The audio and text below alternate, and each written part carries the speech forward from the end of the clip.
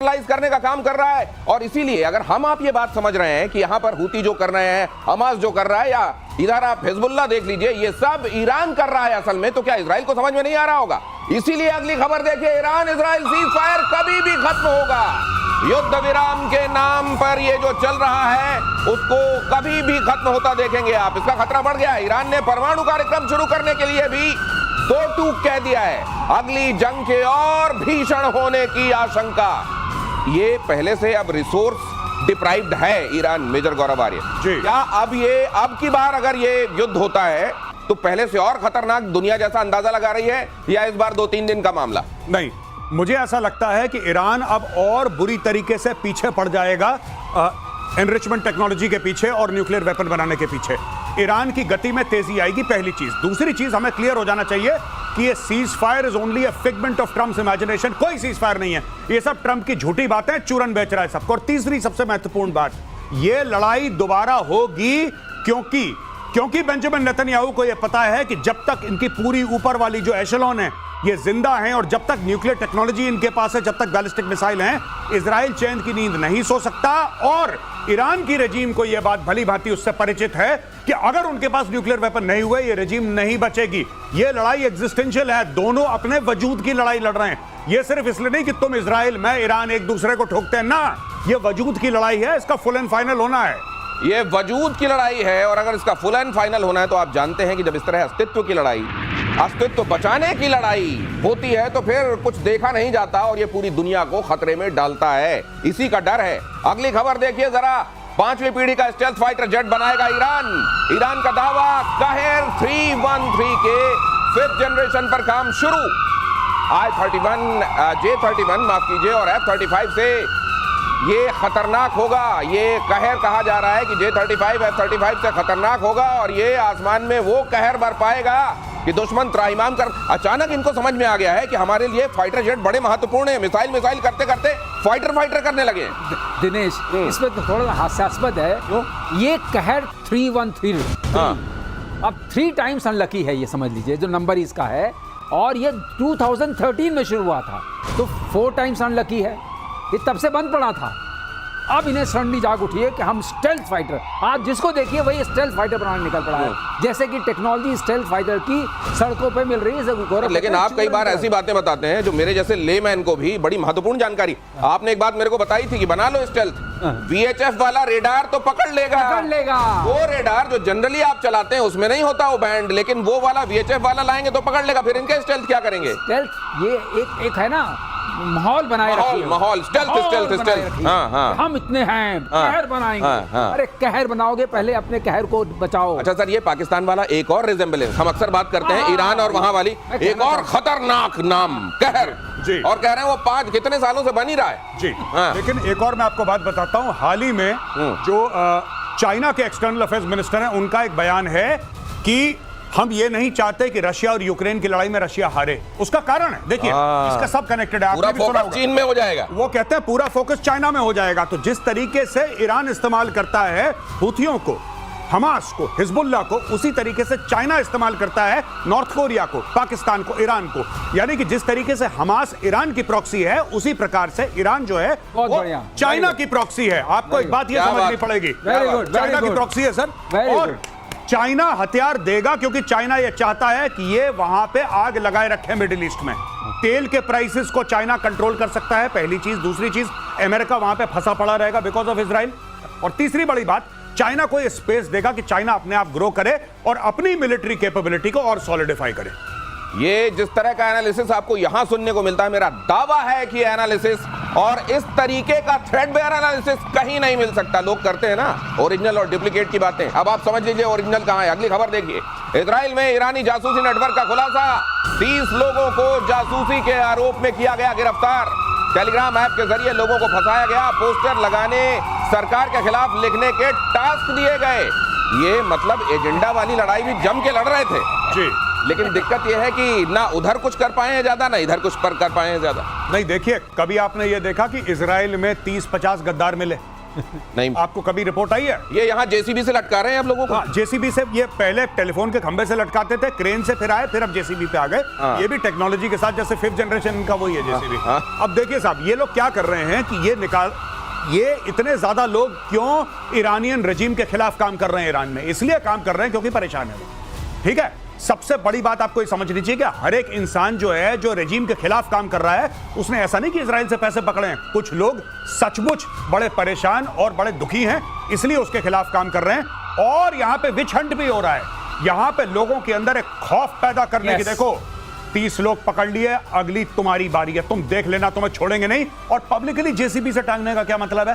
Publicly JCB से टांग रहे हैं, यानी कि आप पूरे माशरे में, पूरे मुल्क में आप एक मैसेज दे रहे हैं कि जिसने रजीम के खिलाफ बात करी, ईरान के खिलाफ नहीं, जिसने रजीम के खिलाफ बात करी, वो जेसीबी पे पाए जाए। दिनेश, आप कहते हैं, मैं एक चीज और पढ़ रहा हूं, अगर आप जेसीबी से लटका रहे हैं लोगों को और भय खौफ फैला रहे हैं, इसका मतलब आपको ये भी खौफ है कि रजीम में चेंज होने वाला है। ये डेस्परेट अटेम्प्ट है। ये डेस्परेट अटेम्प्ट है। Correct. अंदर की बात कुछ और हो सकती है, बाहर निकल के बोलना, मॉर्निंग करना, वो सब ठीक है, लेकिन अंदर क्या हो रहा तो है? सर, लेकिन ये जो पूरा इलाका है, जिसको खित्ता कह लीजिए आप, जो उनकी लैंग्वेज में, यहाँ तो तरीका ही यही है, पत्थर मारना, यूं लटका देना। यही तो ये ह्यूमन राइट्स वाले बेसिकली लोग, इन्होंने खौफ ज़दा ही कौम पैदा की है, उसी के सहारे चल रहा है सब कुछ। तो ये खौफ का ही कारोबार है। ये पूरे इलाके में, मिडिल ईस्ट में अमेरिका के खिलाफ साजिश। अगली खबर, मिडिल ईस्ट में अमेरिका का दबदबा खत्म होगा।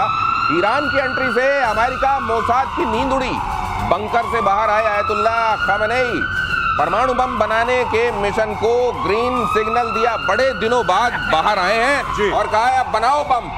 पहले कहते थे हम शांतिपूर्ण इस्तेमाल करेंगे, अब इन्होंने गो अहेड कर दिया। लाइट दिखाई है, ग्रीन लाइट दिखा दी। ये ग्रीन लाइट साहब बड़े दिनों से दिखा रहे हैं ग्रीन लाइट। ये इनकी ग्रीन लाइट ऑफ कर दी थी इजराइल और अमेरिका ने मिलकर, अब दोबारा इन्होंने, बेसिकली क्या है कि जब उन्होंने बोला कि आईएईए के जितने भी इंस्पेक्टर्स हैं बाहर निकलो, हम इस मुआहदे से अपने आप को पीछे खींच रहे हैं, अब हम इसका पार्ट नहीं है। बेजा साहब, बीच में रोक रहा हूं जी, क्योंकि मेरे मन में एक कौतूहल है कि अगर आपको मालूम था, जैसा आपने कहा कि हमें मालूम है कहां है खामेनेई जी, और आपको ये मालूम है कि यही सबसे बड़ा थ्रेट है, इनकी आइडियोलॉजी है एक्चुअली ये परमाणु हथियार बनवा रही है, तो आपने फिर इनको बनाए क्यों रखा हुआ है? या तो आपकी वो जो आपने दावा किया था वो झूठा था जी, और या फिर आप थ्रेट कहते तो हैं लेकिन थ्रेट को बने रहना देना चाहते हैं। जी, क्योंकि इसमें बहुत समय से नेतन्याहू, देखिए इजरायली जो है अमेरिकन पे डिपेंडेंट हैं जी, और 20 साल से नेतन्याहू एक ही बात कह रहा है कि इनको निपटाओ, इनके न्यूक्लियर प्रोग्राम पे बम मारो, ये करो वो करो, दुनिया भर की चीजें। नेतन्याहू पहली बार नहीं, नेतन्याहू जब भी अमेरिका जाता था, जब भी मिलता था या अमेरिकन वहां पे आते थे इजराइल में, नेतन्याहू का एक एजेंडा था कि ईरान के ऊपर बम मारो। और नेतन्याहू कब से बोल रहा है, अब जाके वो चीज थोड़ी बहुत पूरी हुई है। आप ये कह रहे हैं कि नेतन्याहू तो मारना चाहते थे, ईरान ने, अमेरिका ने हाथ पकड़ लिया? मैं वही कहना चाह रहा हूं। दिनेश, एक बात कहूं, जैसे आपकी सरलीकरण वाली भाषा में, कि ये पिक्चर अभी बाकी है। ये पिक्चर जो इंटरमिशन हुआ है कि क्या है? ये आपने विलेन को मार दिया तो पिक्चर कैसे चलेगी? ये भी बात है। ऊपर से सामान भी बेचना है, सामान बेचना है, मेन है ट्रेड डील। जी जी जी जी, वहाँ खतरा बढ़ेगा। आप देखिए, सबने 5% कर दिया, इधर भी सामान खरीदा। ये गजब का एनालिसिस। ये भी देखिए, इसीलिए आप बयानों में अंतर देखिए। एक तरफ जहां नेतन्याहू आपको एकदम एग्रेसिव दिखाई दे रहे थे, ये ट्रंप देखिए पहले कहा कि हमको मालूम है लेकिन हम नहीं करेंगे, और बाद में आके क्या कहा, आप तेल बेचो, आप महान हो सकते हो, मेक ईरान ग्रेट अगेन। अगली खबर, गाजा के 130 ठिकानों पर हमले के बीच बड़ी खबर, इजराइल के रक्षा मंत्री का बहुत बड़ा बयान, गाजा पट्टी पर पूर्ण कब्जे से ही निर्णायक जीत होगी। ये पूरी पट्टी पर जब तक हम ऑक्यूपाई नहीं हो जाएंगे तब तक हमारी कंक्लूसिव जीत नहीं होगी, ये कहना है वहां के। मतलब यहां भी पिक्चर बाकी है। बिल्कुल, देखिए वो तो मैं आपके प्रोग्राम में पहले भी बोल चुका हूं कि जब तक इन्फेंट्री का सोल्जर जाके वहां पे बूट्स ऑन ग्राउंड जिसको हम कहते हैं, जब तक वहां पे जाके आप इलाके को ऑक्यूपाई नहीं करेंगे, जब तक वहां पे इजरायली फौज नहीं घुसेगी और हर एक गली, हर एक चौबारे को ऑक्यूपाई नहीं करेगी, तब तक आप कुछ नहीं कर। हवा से आप बम मारते रहिए, क्या होगा? मलबा हो जाएगा ना पूरा शहर। उसके बाद क्या होगा? लोग अंडरग्राउंड चले जाएंगे।